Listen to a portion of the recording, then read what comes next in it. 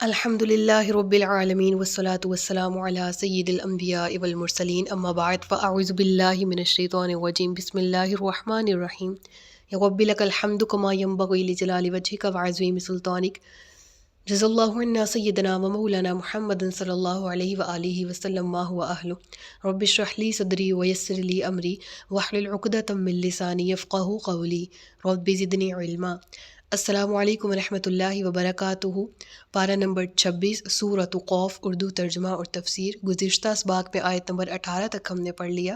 آج کے سبق میں آیت نمبر 19 سے آغاز کیا جا رہا ہے۔ آیت نمبر 18 سے اگر اس سبق کو لنک کیا جائے تو ہم نے پڑھا تھا انسان کے افعال، اس کے اعمال کے بارے میں، اور ہم نے لفظ پر تحقیق کی کہ انسان کے کوئی بھی ایکشنز ہیں، کوئی بھی الفاظ ہیں، ان کو لکھ لیا جا رہا ہے اور نامہ اعمال جو ہے وہ مرتب تشکیل ہو رہا ہے، اور اسی کی بیس پر بروز قیامت دیکھا جائے گا کہ نفس مطمئنہ کون سی ہے اور وہ لوگ کون ہیں کہ جن کو نامہ اعمال بائیں ہاتھ میں دیا جائے گا، اور یہ لوگ خسارہ پانے والوں میں ہوں گے۔ یہ لوگوں سے مراد ہم بھی ہیں، یعنی اگر ہم ان آیات سے غور کریں تو ہمیں درس سے ہدایت یہ ملتا ہے کہ وہ اس وقت کا فیصلہ ہے کہ کون جنت میں جائے گا، کون جہنم میں جائے گا، لیکن آج ہمارے ہاتھ کا فیصلہ کیا ہے کہ ہم نے اپنے آپ کو اہل کس کے لیے کرنا ہے، ہم نے اپنے ایکشنز، اپنے ڈیڈز جو ہیں وہ کس طرح سے کرنے ہیں کہ وہ ہمیں جنت کے رستے پہ لے کر جائیں، یا ہم کسی اللہ رحم کرے دوسرے رستے پر چل پڑیں جو جہنم کی طرف جاتا ہے۔ کیا ہمارے اقوال، افعال، اعمال اس قابل ہیں کہ وہ اہل جنت میں ہمارا شمار کر سکیں؟ تو یہ سوچنے کی آج ضرورت ہے، اور اس امر کی ضرورت ہے کہ ہم اس دن کی رسوائی سے بچیں، اور اس رسوائی سے بچنے کے لیے آج ہی ہمیں یہ فیصلہ لینا ہوگا کہ ہم اللہ تعالی ہماری دنیا میں ہمیں نیکی اور اس پر استقامت کی توفیق دے، اور ہم عزم و ارادہ کریں کہ ہم نے اہل جنت میں شمار ہونا ہے۔ بہرحال نامہ اعمال کی تشکیل کا ذکر ہوا پہلے، اور اس کے بعد یہاں اس آیت میں موت کا ذکر ہے، اور موت ہے وجاءت سکرۃ الموت بالحق۔ جو سکرہ ہے اس سے مراد جو موت کے قریب کی کیفیت ہے وہ مراد ہے، اور پھر موت کا آ جانا اس آیت میں ذکر ہے۔ سکرہ اس بے ہوشی کے عالم کو کہتے ہیں، اس ایسی اذیت کو کہتے ہیں جو کہ موت کے وقت کی سختی کہلاتی ہے۔ اور اللہ فرماتا ہے کہ تم دنیا میں کر رہے ہو، تم جو کچھ بھی کر رہے ہو وہ نوٹ ڈاؤن ہو رہا ہے، یہاں تک کہ جاءت سکرات الموت بالحق، بالآخر موت کی بے ہوشی کا وقت آن پہنچا، موت کی سختی کا وقت آن پہنچا ہے حق کے ساتھ۔ موت کا آنا تو قطعی اور برحق ہے، اس کا کوئی انکار نہیں۔ اللہ کے منکر تو آج کے دور میں بھی بہت ہے، لیکن موت کا انکاری کوئی بھی نہیں ہے، ایسا ہی ہے۔ یعنی جتنے بھی ریلیجن سے، بلیف سے تعلق رکھنے والے لوگ دیکھ لیں، وہ کوئی گوڈ کا تصور رکھتا ہے لیکن اللہ کو درجہ نہیں دیتا وحدانیت کا یا الہ ہونے کا۔ یعنی اس دنیا میں بہت سے ہزارہا کانسیپٹس موجود ہیں، یہاں تک کہ ایگزسٹنس آف گوڈ، یس اور نو، اس پر بھی بہت سے ریلیجنز بیس کرتے ہیں۔ کچھ ایگزسٹنس ہی نہیں مانتے، کچھ ایگزسٹنس مانتے لیکن اللہ کو نہیں مانتے، کچھ کہتے ہیں کہ یہ کچھ ہو رہا ہے، یہ نظام کائنات چل رہا ہے تو یہ کوئی فورسز ہیں، ہم اس کو کسی ذات کا نہیں کہہ سکتے کہ کسی ذات کے اختیار میں سب کچھ ہے، وغیرہ وغیرہ۔ یعنی توحید کے یا اس پورے نظام کائنات کے منکرین تو مل جاتے ہیں، اور اپنی اپنی نکارہ عقلوں کی وجہ سے وہ عقائد بنا بیٹھے ہیں، لیکن جو موت ہے نا، یہ ایسی چیز ہے کہ کسی بھی بلیف سے تعلق رکھنے والا یہ نہیں کہہ سکتا کہ موت نہیں آ سکتی۔ ہاں، بہت سے لوگوں نے دعویٰ بھی کیا موت کے نہ آنے کا یا موت سے بچ جانے کا، لیکن ایٹ دی اینڈ موت نے ان کو بھی اچک لیا۔ ٹھیک ہے، ایک مشہور ہیں مائیکل جیکسن جن کا نیم ہے، انہوں کی سرجریز کے حوالے سے اگر ہم سرچ کریں تو مجھے ایک دن بہت خوف آ رہا تھا جب میں نے ان پہ سرچ کیا، تو ایک انسان اپنے آپ کو کتنا مینٹین رکھتا ہے اور رکھنے کی کوشش کرتا ہے۔ اسٹیفن ہاکنگ کی اگر ہم لے لیں تو ہم مغربی دنیا میں دیکھیں تو ایسے دعوے دار بہت تھے کہ جن کا کہنا تھا کہ شاید وہ موت کو شکست دے چکے ہیں، لیکن در حقیقت ایسا نہ ہوا۔ یہ ہمارے عصر سے، ہمارے زمانے سے قریب قریب ملتے جلتے اقوال اور افعال ہیں۔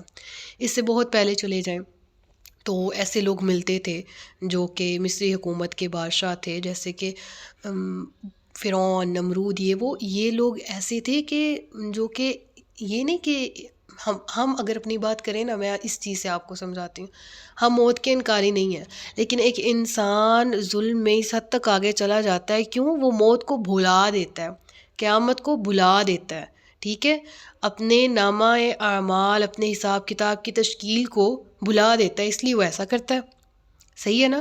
اسی طرح سے یہ ان لوگوں میں شمار تھے جو کہ موت کو سمجھتے تھے کہ دس از دی اینڈ۔ عرب کے لوگوں کی بات کریں تو وہ کہتے تھے مرنے کے بعد کیا ہم اٹھائے جائیں گے؟ یہ تو کوئی انہونی سی بات ہے، یعنی ان کے نزدیک موت خاتمہ تھی۔ بہت سے ریلیجنس میں لاشوں کو جلا دیا جاتا ہے اس بیس پر کہ پھر دیٹس اینڈ، ٹھیک ہے، اس کے بعد کوئی اور زندگی کا وجود نہیں ہے۔ ہاں یہ وجود، اور یعنی اس پر میں مزید بحث اس لیے کر رہی ہوں کہ آیت کے اگلے جو حصہ ہے نا، آیت نمبر 19 کا، اس سے یہ سب کچھ لنک کرتا ہے۔ کچھ ریلیجنس پھر یہ بلیو رکھتے ہیں کہ جی روح جب جسم سے نکل گئی اب نہیں آئے گی، لیکن دوسرے جنم میں۔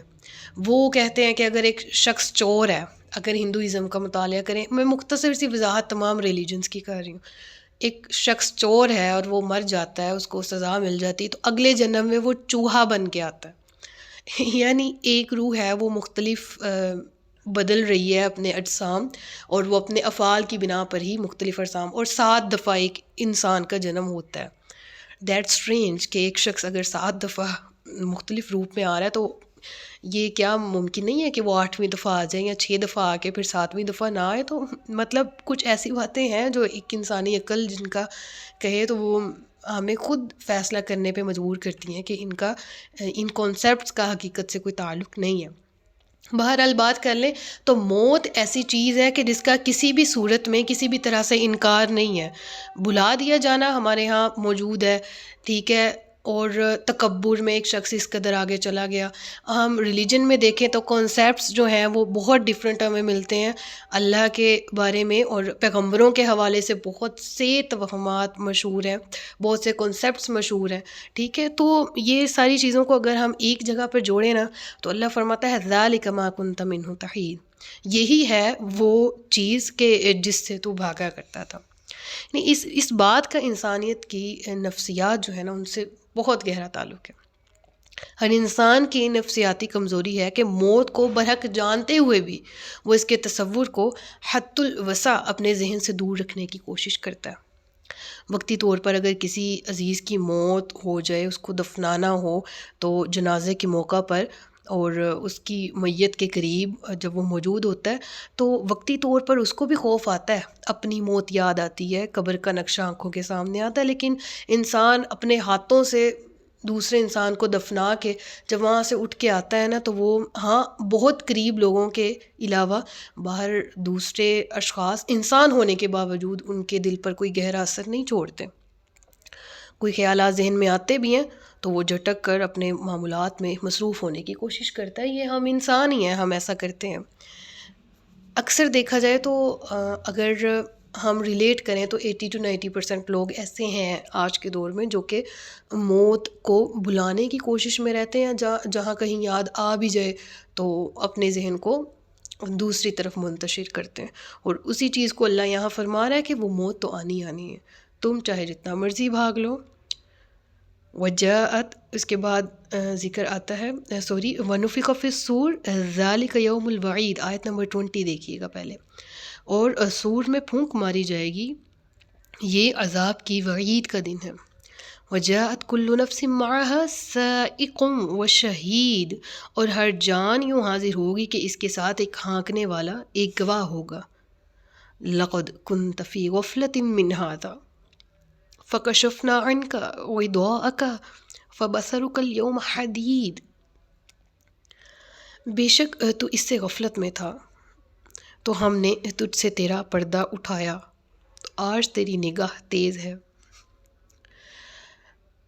سور میں پھونکا جائے گا، یہ وعدے کا دن، ذالک یوم الوعید۔ پہلے اس سے پہلی آیت میں ایک شخص کی ذاتی موت کے بارے میں ذکر کیا گیا تھا انفرادی اعتبار سے، اب یہاں پر اجتماعی موت کا ذکر، اور وہ کب ہے؟ قیامت کے دن۔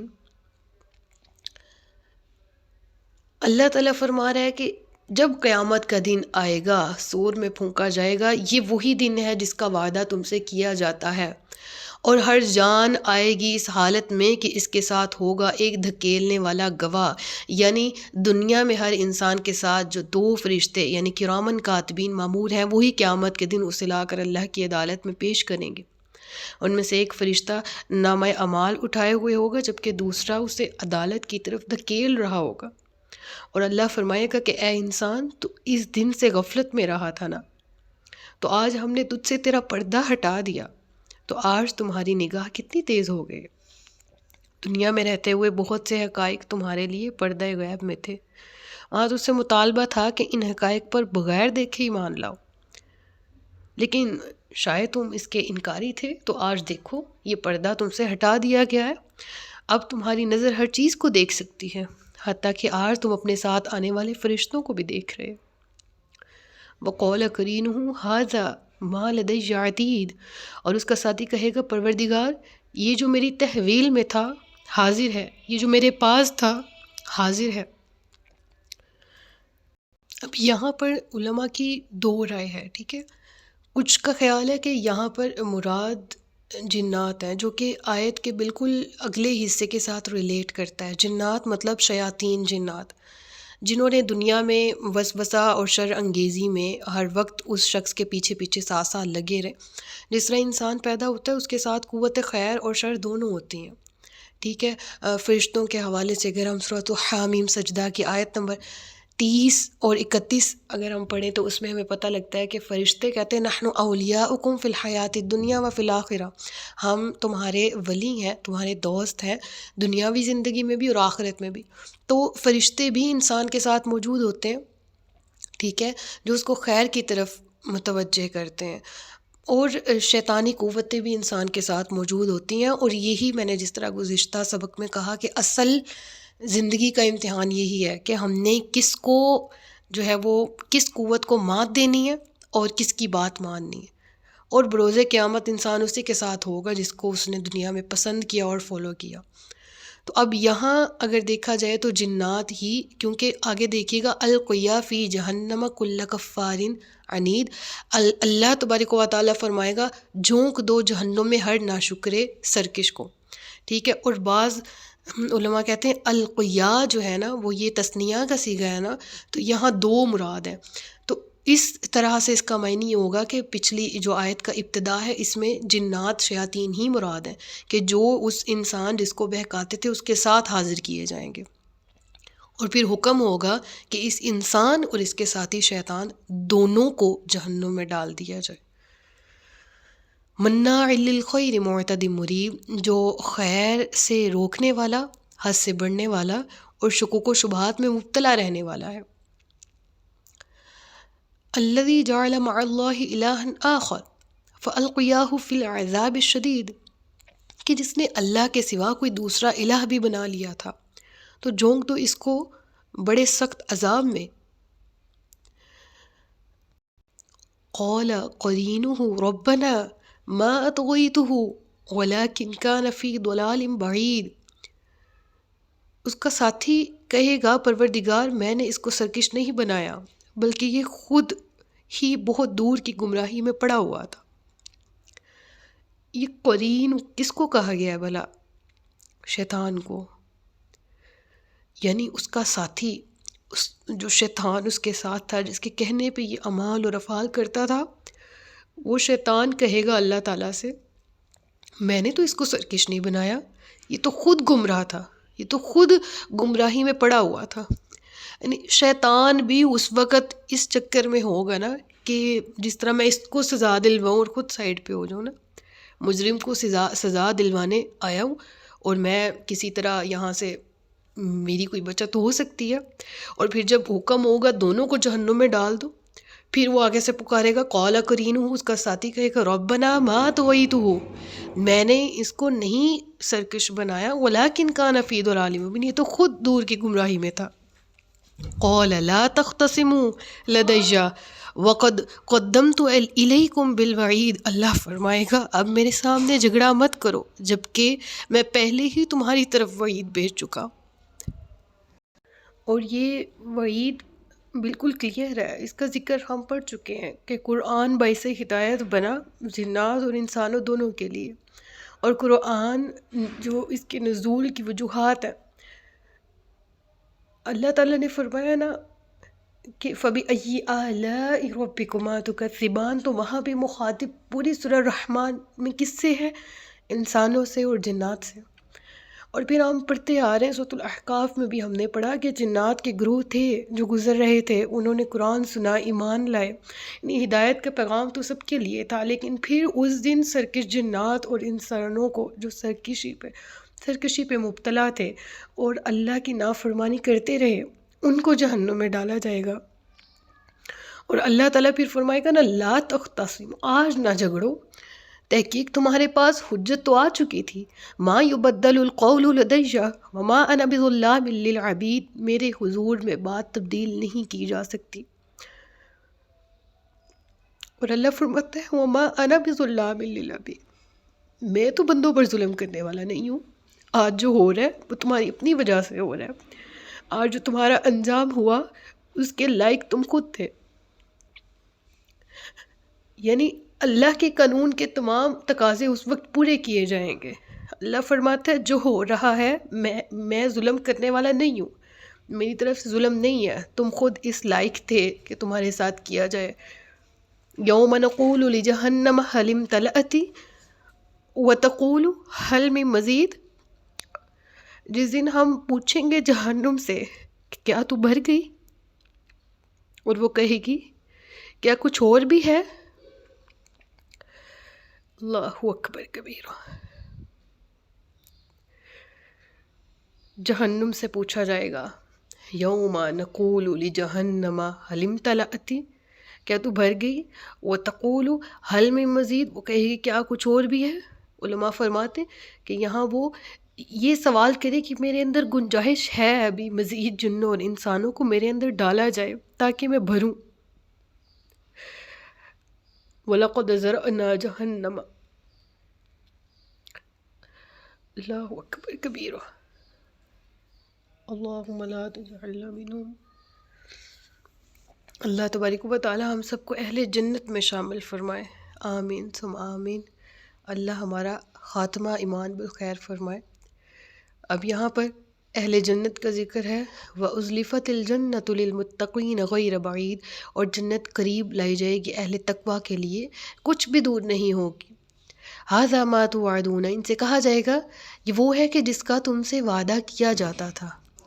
لِكُلِّ أَوَّابٍ حَفِيظٍ، ہر اس شخص کے لیے جو اللہ سے رجوع کرنے والا، حفاظت کرنے والا ہو، یعنی اس امانت کی حفاظت کرنے والا جو اس کے سپرد کی گئی تھی، اور وہ امانت انسان کی اپنا وجود، اپنی ہستی تھی، اور وہ امانت انسان کے پاس وہ تھی جو کہ اللہ تبارک و تعالیٰ کے احکام کی صورت میں اس کے سپرد کی گئی تھی۔ اِنَّا عَرَضْنَا الْأَمَانَةَ عَلَى السَّمَاوَاتِ وَالْأَرْضِ وَالْجِبَالِ فَأَبَيْنَ أَن يَحْمِلْنَهَا وَأَشْفَقْنَ مِنْهَا وَحَمَلَهَا الْإِنسَانُ۔ تو یہاں حفیظ سے مراد ایسا شخص ہے جس نے امانت کا حق ادا کر دیا، اور وہ امانت کیا، اللہ کے احکامات کو مانتے ہوئے، قرآن کے احکامات کو مانتے ہوئے اپنی روح کو گناہ کی آلودگی سے محفوظ رکھا۔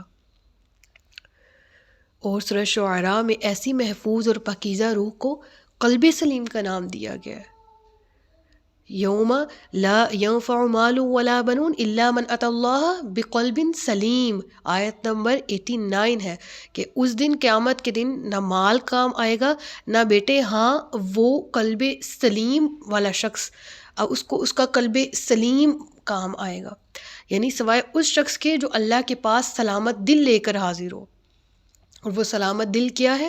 ایسا شخص جس نے اپنی روح کی پاکیزگی کا خیال رکھا۔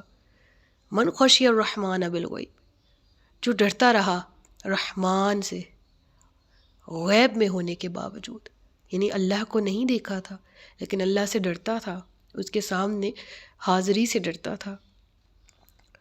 اور پھر وجاء بقلب منیب، یہاں پر اسی کا ذکر ہے جو میں نے ابھی آیت پڑھی قلب سلیم کے اعتبار سے، یہاں پر اسی شخص کا ذکر ہے کہ وہ شخص جو ڈرتا رہا رحمان کی بارگاہ میں حاضر ہونے سے، اسے بن دیکھے اسے ڈرتا رہا، اور رجوع کرنے والا دل لے کر، قلب منیب لے کر اللہ کی بارگاہ میں حاضر ہو. یعنی ایسے شخص کا ذکر ہے جو دنیا میں اللہ کا فرما بردار بندہ بن کر رہا، اور اللہ کی امانت کو اس نے پوری حفاظت اور سلامتی کے ساتھ رکھا، اور صحیح اور سلامت حالت میں لوٹ گیا. حکم ہوگا ادخلوہا بسلام ذالک یوم الخلود، ان سے کہا جائے گا داخل ہو جو اس جنت میں سلامتی کے ساتھ، اب یہ ہمیشہ رہنے کا دن ہے. نہیں، اب ایسا کوئی مرحلہ، ایسا کوئی لمحہ نہیں آئے گا کہ تمہیں جنت سے نکلنا پڑے، تم ہمیشہ کے لیے یہاں رہو گے. سبحان اللہ. لہم ما یشاؤون فیہا ولدینا مزید. اللہ اکبر کبیرا. اللہ فرماتا ہے کہ ان کے لیے وہ سب کچھ ہوگا جو وہ چاہیں گے، اور ہمارے پاس مزید بھی بہت کچھ ہے. یعنی انسانی نفسیات ہے کہ مختلف نعمتیں پاس ہوں تو مزید کی طلب رہتی ہے. ہاں، اچھی نیت کے ساتھ بھی ہم مزید کے طلبگار رہتے ہیں، اپنی پسند کے مطابق کوئی نہ کوئی چیز ہمیں ہر وقت چاہیے ہوتی ہے. تو اللہ تبارک و تعالیٰ فرماتا ہے کہ تمہیں جو چاہو گے تم جنت میں نعمت ملے گی، اور ہمارے پاس ولدین مزید، اور بھی بہت کچھ ہے. اور مفسرین کہتے ہیں کہ کچھ لوگ ایسے بھی ہوں گے جنہیں جو کچھ طلب نہیں کریں گے، اور وہ کیا کہیں گے؟ یریدون وجہ اللہ. وہ کہیں گے کہ ہمیں صرف اللہ کی ذات کی رضا مقصود ہے، ہمیں اللہ کی ذات سے، اس کی طرف سے اس کی رضا، اس کا دیدار ہمیں بس مطلوب ہے، ہمیں اور کچھ نہیں چاہیے. تو یہاں پر لدینا مزید میں ہم کیا کچھ ایسا ہے جو کاؤنٹ نہیں کر سکتے، بلکہ کہا جا سکتا ہے کہ ہم نے بہت کچھ ایسا ہے جس کو ہم ازیوم نہیں کر سکتے، جس کو ہم تصور میں نہیں لا سکتے کہ وہ لدینا مزید میں اور کتنی چیزیں شامل ہو سکتے ہیں.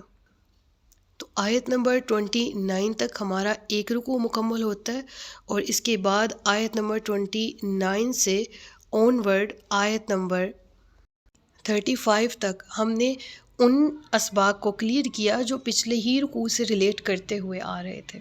انشاءاللہ آیت نمبر 36 سے جو نیکسٹ ٹاپک ہے اس کو کور کریں گے نیکسٹ لیکچر میں. صدق اللہ العلی العظیم و صدق رسولہ النبی الکریم. سچ فرمایا اللہ نے جو عظمت والا ہے. اپنا بہت سا خیال رکھیے گا، مجھے دعا میں یاد رکھیے گا. تاجدار ختم نبوت زندہ باد، پاکستان پائندہ باد. السلام علیکم ورحمۃ اللہ وبرکاتہ.